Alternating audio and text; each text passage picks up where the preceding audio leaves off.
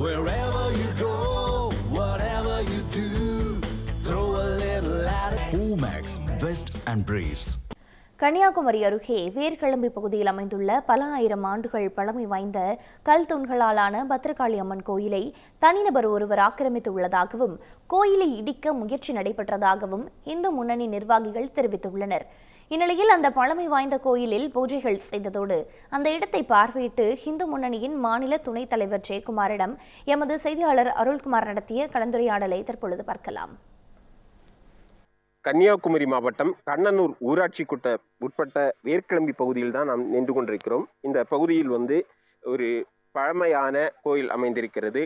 பழமையான கற்களால் அமைந்திருக்கும் இந்த கோயிலை தான் நாம் பார்த்து கொண்டிருக்கிறோம். அந்த கோயிலின் சிற்றம்பலம் இருந்த அந்த இடத்தை தான் தற்போது பார்த்து கொண்டிருக்கிறோம். இந்த பகுதியில் தான் அந்த பத்ரகாளி அம்மன் கோயில் பழமையான கோயில் இருந்தது.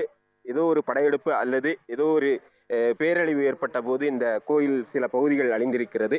இந்த பகுதியை தற்போது தனிநபர் ஒருவர் ஆக்கிரமித்து வைத்திருக்கிறார்கள். இன்று இந்த பகுதியில் இந்த கோயில் இருந்த பகுதியை இடிக்க முயன்றிருக்கிறார்கள். இதை அந்த பகுதியில் இருக்கும் இந்து முன்னணியினர் தடுத்து நிறுத்தியிருக்கிறார்கள். தற்போது இந்த கோயில் இருக்கும் பகுதியில் இந்து முன்னணி மாநில துணைத் தலைவர் இந்த பகுதியில் இந்த கோயிலை பார்வையிடுகிறார். அவரோடு நாம் இணைகிறோம். வணக்கம் சார். இந்த பகுதியில் என்ன கோயில் இருந்திருக்கு சார்? இப்போ இது சம்பந்தமா ஏதாவது புகார் கொடுத்துருக்கீங்களா? இதுவரை புகார் கொடுக்கல. ஆனால் தனிநபர் ஆக்கிரமிச்சு இப்போ தான் வெளியே தெரியுது. இந்த பத்ரகாளி அம்மன் கோவில்னு சொல்கிறாங்க. இந்த கல்லை பார்த்தா உங்களுக்கே தெரியும் எத்தனை ஆண்டுகளுக்கு முன்னால் உள்ள கல்லுங்கிறது தெரியும். கருங்கல் கோவிலில் உடைக்கிறதுக்கு தொல்லியல் துறையில் அனுமதி வாங்கி தான் எந்த விதமான மாற்று ஏற்பாடு பண்ணணும். பெரிய கோயிலாக இருந்தாலும் சரி, சிறிய கோயிலாக இருந்தாலும் சரி, தனிநபர் கோயிலாக இருந்தாலும் சரி. ஆனால் இது கிட்டத்தட்ட 1000 ஆண்டுகளுக்கு முன்னால் உள்ள கோயில் மாதிரி தெரியுது நமக்கு.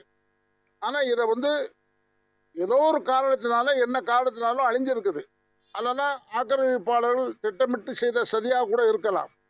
அதனால் இது கேள்விப்பட்ட உடனே இந்து முன்னணி ஊழியர்கள் அழைத்தாங்க. நாங்கள் வந்திருக்கிறோம். கோவிலில் நாங்கள் பூஜை பண்ணியிருக்கிறோம். இதே போல் கன்னியாகுமரி மாவட்டத்தில் பல கோவில்கள் இருக்கிறது. ஆனால் அங்கே ஆட்சியாளர்கள் இதற்கு முன்னால் ஒட்டுமொத்தமாக, அதாவது முன்னால் நம்ம சமூகத்தை நான் சொல்கிறேன், இதை கன்னியாகுமரி மாவட்டம்னு இருக்கக்கூடாதுங்கிறதுக்காக கடிதம் எழுதும் பொழுது கன்னிமேரி மாவட்டம்னு சொல்லி எழுதுனாங்க. இந்த மாவட்டத்து பேரே மாற்ற முயற்சி பண்ணாங்க. அதை தடுத்து நிப்பட்டது அப்பொழுது முதல் தலைவர் தாலிங்க நாடார், ராமகோபாலன் மற்றும் ஏனைய நிறைய பேர். அதில் நானும் ஒரு சிறிய அணில் மாதிரி நான் வேலை செய்திருக்கிறேன். அதனால் தொடர்ந்து கன்னியாகுமரி மாவட்டத்தில் உள்ள இந்துக்கள் நசுக்கப்படுறாங்க. அதுதான் முக்கியமான விஷயம்.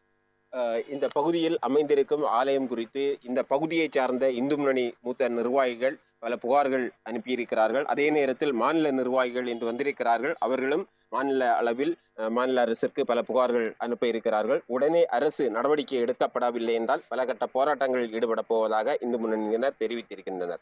தமிழ் ஜனம் செய்திகளுக்காக ஒளிப்பதிவாளர் நிதினுடன் கன்னியாகுமரி மாவட்டத்தில் இருந்து அருள்குமார். தமிழ் ஜனம் சேனலை சப்ஸ்கிரைப் பண்ணாம பார்த்துட்டு இருந்தீங்கன்னா மறக்காம சப்ஸ்கிரைப் பண்ணிடுங்க.